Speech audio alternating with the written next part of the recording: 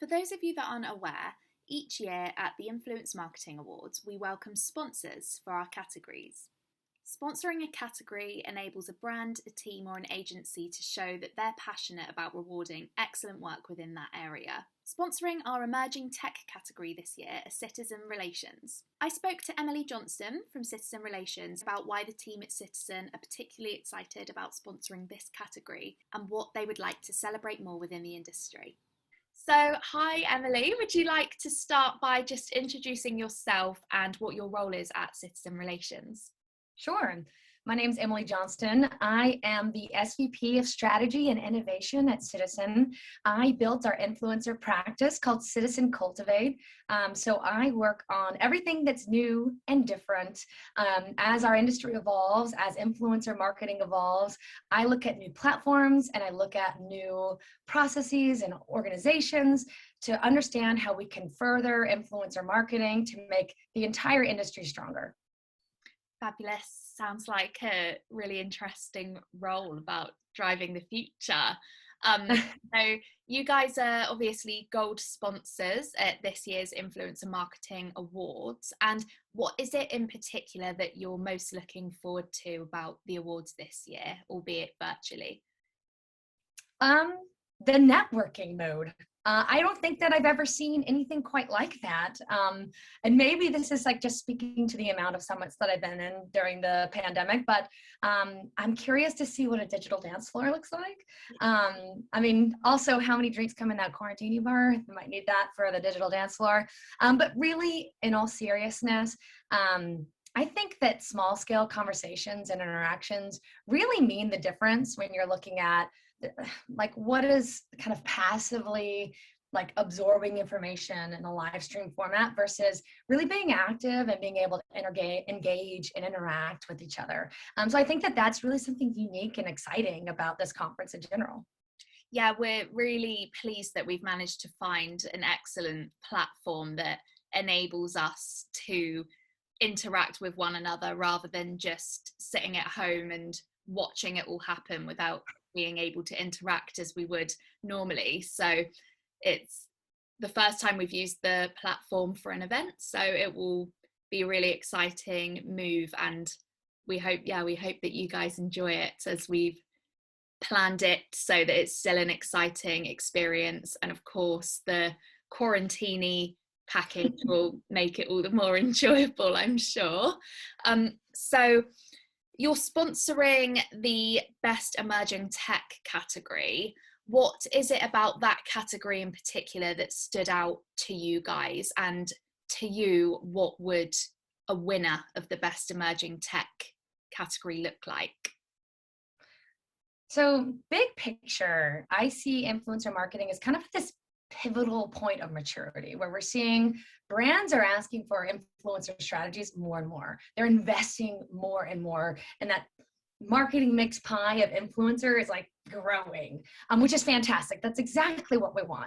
But it also has given birth to maybe some bad habits, right, in the industry where you're seeing inflated metrics with followers and impression counts, inflated prices from influencers, and really what we need is fairness and value creation across the board. So like at Citizen, we don't think of ourselves as master negotiators when it comes to brokering deals between influencers and brands. We think of ourselves as master value creators. It's about really understanding and respecting an influencer as a small business owner, which is really what they are, right? It's understanding that this is how they pay their bills. This is their craft. This is what they do, right? So my job is not to short circuit them or to cheat them. My job is to ensure that they are fairly compensated for the value that they provide. And sometimes that means that somebody comes to us with a price and we say, no, actually, we think that you are worth more. And I know because I have the benchmarks to support it. And I'm going to educate with you on how to better sell yourself and kind of having that value exchange. In the same vein, we have brands who are like, I don't care, just pay a ton or pay as little as possible, more so pay as little as possible. And it's educating them on the value that influencers provide. And what does that look like to compare it to other pieces of the marketing mix? So that they're able to make better decisions on where they're allocating their funds. So often we'll work with a brand manager, their feet are to the fire, right? They have to validate where they're making their decisions. And technology is the great validator. It's the great ability for us to be able to tell the influencer story and the value of the work that we're doing better than ever. So that excites me so much. We really geek out over technology at Citizen. In a winner, I'm looking for somebody who's going to help tell the influencer story in a very credible way and advance the industry together. Fab. Yes, we're definitely looking at the growth more so in this category, aren't we? And how the industry and the tech in the industry is becoming more and more established as the influencer sphere itself becomes more established, with it still being a fairly sort of young industry. Yeah, we definitely want to celebrate the up and coming emerging areas of the platform. Are there any other of our categories that you are particularly interested in, and what do you think we should be focusing on celebrating? Well, it's probably not going to be any surprise to you based on what I just said, but the most effective campaign for ROI is one that particularly is just, I think, so cool. I love that you included this as a category, because I don't think it's necessarily one that you like normally would reach for, but it's so important. It's so critical. We tend to gravitate to like the most creative and the most innovative, or something that just feels fun, right? And like we're creative people, so dollars and cents, ROI, tends to be less attractive to us. But that being said, if we're going to future-proof influencer marketing, we need to be able to show the return on the work that we're doing. And we need to be able to make very credible arguments to why a marketer might want to shift funds. Because often it's not like we're growing a pot, like we're taking from different areas. So why would you invest in influencers over TV or over digital marketing or over PR or over wherever else, social? Why is influencer marketing the better choice?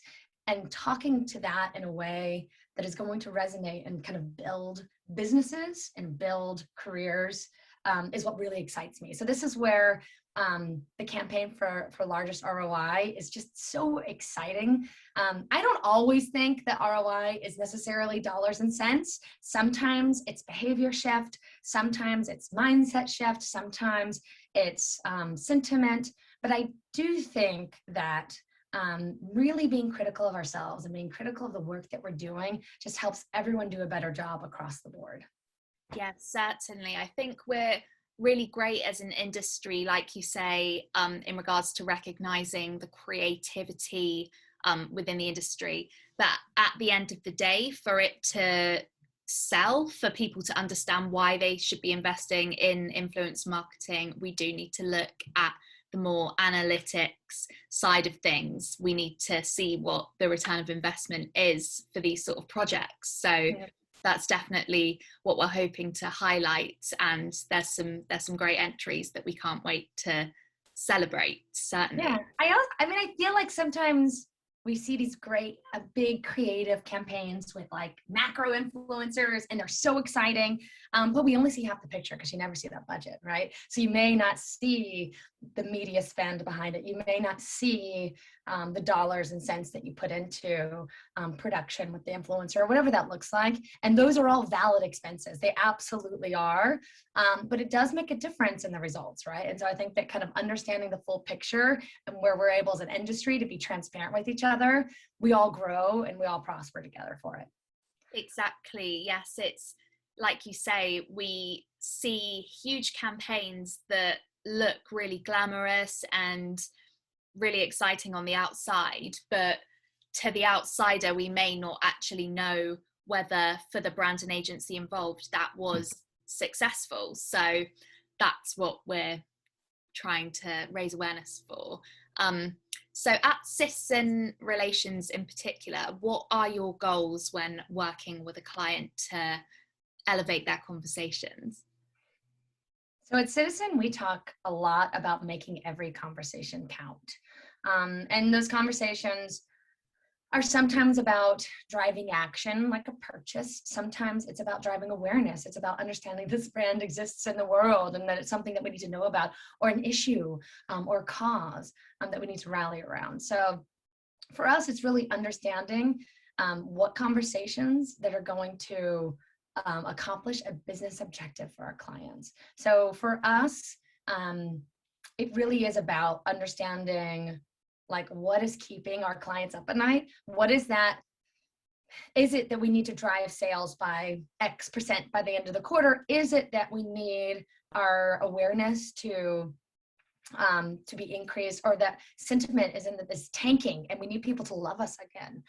Whatever that is, we all need to be on the same page, because aligning and unifying our goals with our clients really helps clarify the executions that we do with influencers. So one of the traps that I've seen often, just, you know, in the comms industry, but in the influencer marketing as well, is that it kind of comes with like, okay, so you want to grow sales, but we're all about, you know, executing X number of influencers to drive Y number of impressions. And those things are disjointed. So when we're able to talk about how they come together and how our Everest, like our summit is the same, we're more successful, right? We're better able to make decisions across the marketing mix. We're better able to work with agency partners, to pull in additional resources when necessary, but also to be able to share our resources with others where it needs to be. So I think for us, it really is about moving beyond just the metric itself. I'm not sure if you're familiar with Goodhart's law, but it's when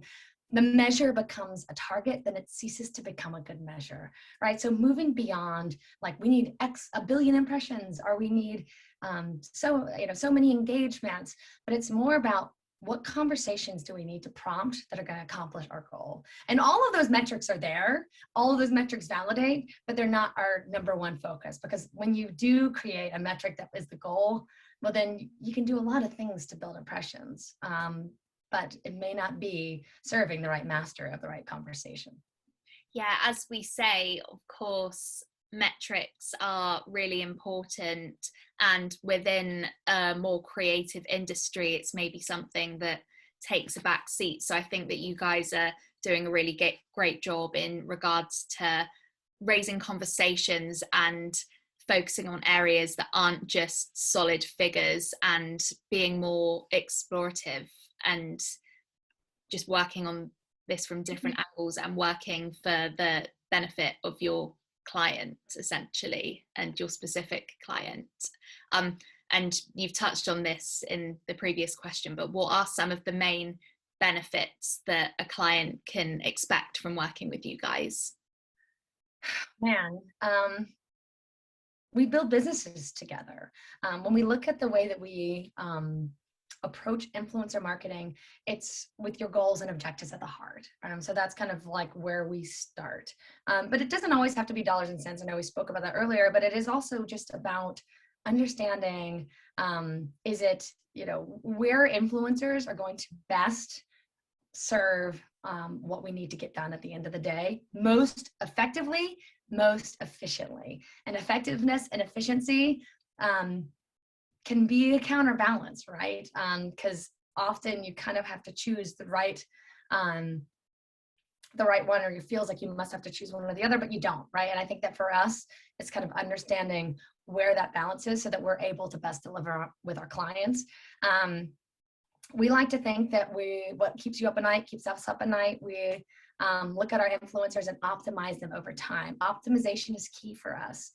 Influencer marketing is still relatively new, and even influencer marketing in different categories are tough to compare. Benchmarks are hard to create outside of your own ecosystem. So we'll work with our clients to build benchmarks that build optimization, like profiles and methodologies to get there. One of the things that we're like most proud of at Citizen is our